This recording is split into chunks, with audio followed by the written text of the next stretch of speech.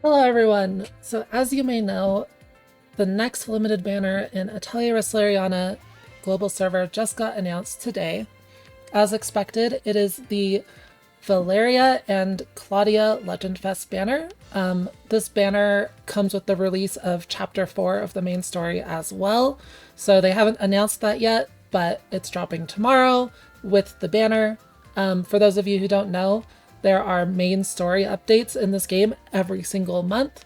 The Japanese server is up to Chapter 8 so far, after only releasing in September, so very good thing to be aware of. There will be new story quite regularly, and the story's pretty good, so it's very cool.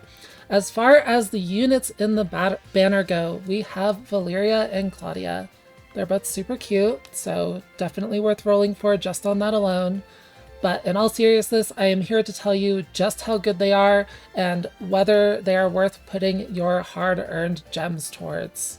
So let's get right into that. So first off, we have Valeria. Valeria is a slash attacker. That means she is physical damage. You may have heard that physical damage is not very meta on game release. Valeria changes that. Valeria is very, very, very strong. Even on the Japanese server, she is still basically the highest single target burst attacker in the game. She is just a very, very good character with a very well-rounded kit, and definitely worth at least spending your gems on tickets to try and get her, if not just rolling for in general. And I'll go into more on how I feel about later, but for now let's just get straight into what does she do. So she's a physical attacker. She has very high speed at 260, and yeah, physical attacker, very high speed, and her skills, just I don't know how to say this, her skills are really, really good. Her skill 1 gives her debuff immunity, not ailment immunity status effects, which are purple debuffs, but all the red debuffs, all the stat debuffs, like no heal, minus attack, etc. She will get debuff immunity for 1 turn after using her skill 1, and she will also remove all the debuffs that she currently has. This is very strong. As you might expect, it's there for you when you need it, right? It's situational, but when you need it, it's really, really good utility. And it's on skill 1. Skill 1 is basically a utility skill that you use for rearranging the timeline, so it having this effect just makes it even better. And then her skill 2. Valeria's skill 2 is, its damage is a little bit weak, however, it gives her 2 buffs. 1 buff that increases her attack and speed by 10% for 1 turn, and then another buff that increases her defense by 10% until she is attacked 1 time. So the defense part it's good, but it's really the attack and speed buff that makes this skill absolutely fantastic. Specifically the attack part. The speed is okay, but it's not super relevant overall after the first turn. But the attack is very, very good, and it's physical attack and magic attack. So attack is a really strong damage stat, but you might be wondering, why is the magic attack important? And that's because of items like Draken Elixir that rely on a high magic attack stat to apply to the character. So even as a physical attacker, because of this magic attack boost, Valeria can still effectively use meta buff items like the Draken Elixir, and that makes her very, very strong at bursting, and it's much easier to use her for bursting than your standard physical attacker. So not only does the buff from the skill 2 increase the damage of her burst even more, it makes it easier to use Draken Elixir on her. Just a very, very powerful little buff that she gets here, and there's even more synergy as well. And then on top of that, it is the first skill we have in the game with the wait time of 175. And this is important because starting turn order is not based off only speed, but also the wait time of their second skill. So the normal wait time for a second skill is 200. With 175, basically Valeria will always go first. Like, almost always go first. It makes that big of a difference, and I'll show that off in a little bit. It's not necessarily fully an upside. There's a little bit of downside here too, and it can make turn ordering a bit awkward later on in a battle because the wait time isn't consistent with other characters, but speed is very good. More speed is not always better, but generally going first, like every single time, is pretty strong. So there's, like, how to explain this? You generally want your breakers going first, so that she can do more damage, but she is so fast that it kind of evens out. Her second turn will be buffed up with all of her buffs, like from the skill, and it'll be after the breakers, and it'll still be quite quick because she's so fast in the first place. So generally pretty good, but there are downsides to it as well. But it's mostly an upside. She is very, very fast, on top of her already high like base speed. And then her burst. Her burst is the main thing that kind of makes her a broken character. And that's because it is a normal powered bursts. Single target bursts usually have this power scaling of 400 at 3-star to 500 at 5-star. However, it has a secondary effect where the damage increases depending on the number of buffs that she has on her. So it does up to 120% increased damage if she has 20 buffs on her. And this might sound like a lot of buffs. 20 is a lot. It's a fairly negligible, trivial number to reach. So she already gets 2 from her skill 2, and then some of the gear that she gets access to later on will also give her buffs. And then if you're using, battle items like Draken Elixir on her, you can have Draken Elixir with each of those having 3 buffs from traits. So that's 12 buffs for the turn that you use the burst, and just some other sources of buffs. Basically, getting to this cap is pretty trivial. It's not like a hard requirement to reach. So this burst, as you might expect, does a lot of damage, and it's fairly unmatched even with all the units we've had since then, making her basically one of the strongest attackers in the game for a very long time. And because of that, you will never really regret pulling for her. And she will carry for quite a while. There are other units that get close in the future. And at the end of the day, she is just damage, and more damage is generally more replaceable than utility in this game because there's a lot of attackers. But she's still very strong. And if you have her, your account's in a very good spot. As far as sparking her goes, my recommendation is probably not. You can if you want. She's very good. You probably won't regret it. And if you can spark already, you've probably spent money, so sparking probably means a little less to you than to free-to-play players. But there are more desirable units coming in a couple months in different roles, like support and breakers and stuff. And at the end of the day, even if she is the best attacker, attackers are replaceable. So she gets, she gets a little bit of a hit because of that to, like, her objective, like, role value, I guess, like how many gems you should put into her, whether you should spark her or not.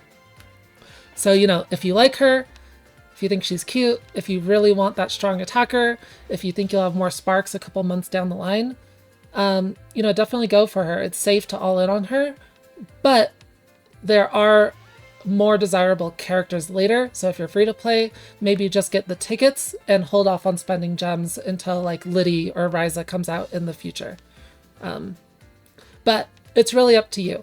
If you spend gems on Valeria, you will not regret it. So as long as you get her, of course. So yeah, that's my opinion on Valeria. She's awesome. And then we have Claudia, the other character on the banner. And Claudia is an ice supporter. Ice supporter. So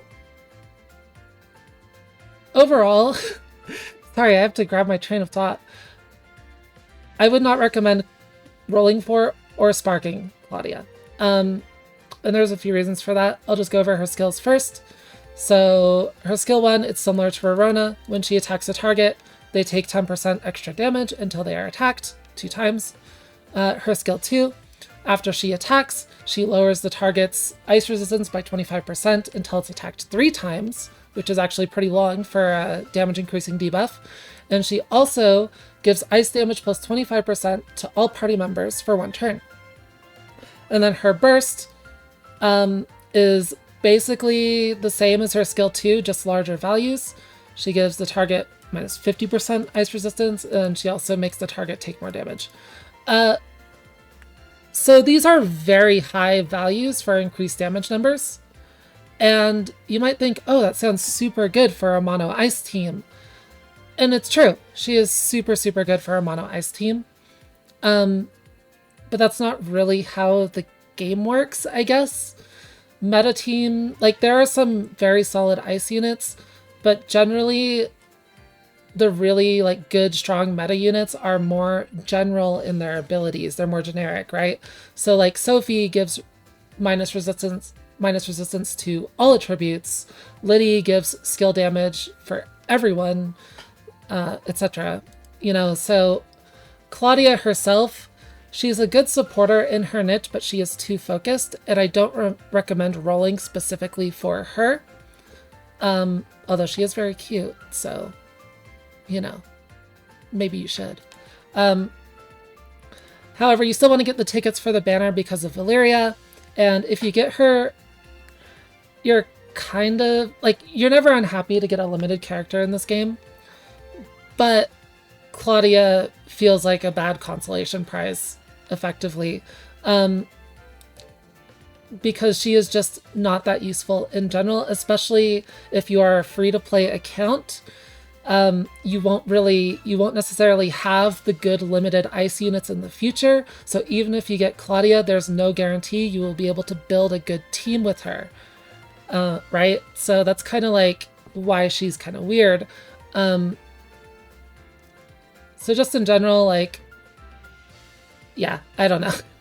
She's very good at what she does, but what she does just isn't that desired when it comes down to it. And then she also has some downsides. She is a supporter that does damage instead of healing. Generally, you don't want your supporters to be doing damage. It's not a complete deal breaker, but your supporters aren't dealing that much damage. You're not giving them skill power gear. You're not giving them damage, right? And all it does is when they attack, it eats the debuffs you have on the target. So supporters dealing damage with their attacks is more often a downside than an upside, basically. And you would rather have healing. Healing is just more useful than like a very small amount of damage that's barely contributing generally. So because of that, she's also like not one of the better supporters. But she's still good for an ice-focused team. It's just an ice-focused team isn't really a thing. You usually use strong units over trying to go for a single element. So she's solid. She's not bad by any means. There's just not really much of a use for her. She does get better in the future if you get more ice units, but as free-to-play, you're not really expecting that. So yeah. Also, as far as synthesis gifts go, neither Valeria nor Claudia have good gifts, so I wouldn't focus on those at all. And then we also have one more character, and that is 1-star Valeria. So 1-star Valeria we get for free. She is a stab attacker, and she will get to 5-star just for leveling her up to level 60. You get all of her pieces from missions. You can see here, you get her once you do chapter 4, so she is free. And she's a pretty solid character. She does, you know, higher crit rate, higher crit damage on her abilities. Her burst power is a bit weaker with 450 at the high end. Her, you know, single target attack power on skill 2 isn't that high, but it does have the crit bonus, which is very good, especially if you don't have like lightning resna. So she's all right. She is a good free physical attacker, and she has uses. I think a lot of people, especially people that don't have Ryza, will be making good use of this character. She's a very solid 1-star unit, and you should definitely look into maybe raising her if you don't already have a good single target attacker like Ryza. So that's pretty cool. There's also a Memoria that comes with the banner. I'm not going to go over it too much. Its stats are fairly bad. I guess I can find it on Barrel. Oh, I have to go to the Japanese site, and it'll be down here somewhere.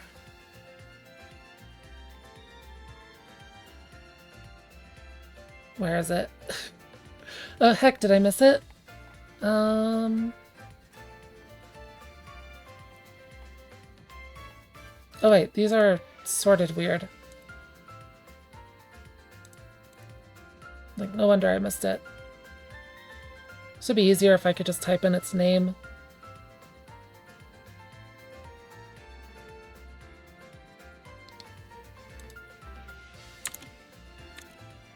Wait, why isn't it here? Is it actually just missing from the site? Okay, that's awkward. Oh, do I have to refresh the page?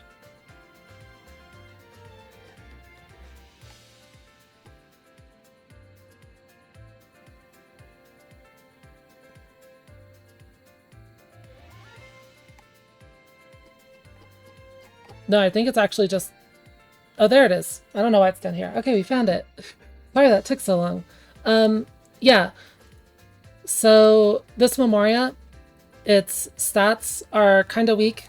You really want your physical attack to be 31%, but it does have good speed. So it's a good Memoria because it has speed. You are happy if you get this Memoria. Like, you don't really need more speed on Valeria, so it's not a great Valeria Memoria, but having 12% speed Memoria is good for other characters to like make your breakers go sooner in the timeline, and just good for speed tuning in general.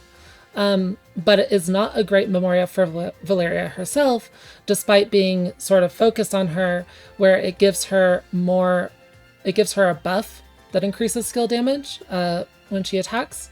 So it's very good for getting damage on her burst, but because of the stat line, it's actually not really that useful on Valeria. You would really rather have a Memoria that gives 31% physical attack, because she's already so fast anyways. But the speed does make it a good Memoria. That's good to have it in your box. So you're pretty happy if you get this Memoria from the banner. And it's still like decent on Valeria. It does give her more buffs to boost her burst, so... And it has a respectable physical attack amount, so it's not like it's bad on Valeria, it's just not ideal. And it's a very good Memoria in general, so... Very solid one to pick up. You're not unhappy if that happens. And there is one last thing I wanted to show you before I end for today. And that is, I have the Japanese client right here, and I just wanted to showcase exactly how much that 175 wait time on her skill 2 really matters. Because it's not something that we have in global yet. And so let's just go down here. I'll go to Tower Floor 7. This enemy is pretty fast. It has a bit over 300 speed. And I also have SD in the party. So Valeria right now has 281 speed. And SD has 321 speed with the gear I have on her. That's a huge speed difference. You probably don't have anyone near the speed on your global account. SD is the fastest character in the game. If you put really good speed gear on here, her speed more, her speed gets like really high up there. So there's a 40 speed difference. Let's go into this battle. Because SD has 320 speed, she'll easily outspeed the enemy. And then Valeria, with her 175 wait time, despite having 40 less speed, goes even faster than that. So, really, really crazy just how fast she is because of the wait time on that skill. And that was all I really wanted to show off. I think that's about it for Valeria and Claudia. The consensus is basically, the conclusion is basically definitely at least buy tickets for Valeria. She is worth buying tickets for. if you spend gems on her, you won't regret it. If you spark her, you won't regret it. But there are more important units coming in the future. So it's a very, personal decision. Later this week, I will be making a video on all of the future banner units on the JP server so that you can make a more informed decision on who to save your gems for. So you may consider waiting until then to consider pulling for her. But the tickets are safe. Tickets, daily pulls, all of these things, you might just get lucky and get her. So good luck to you all on this banner, and I will see you all in the next one. Thanks for watching.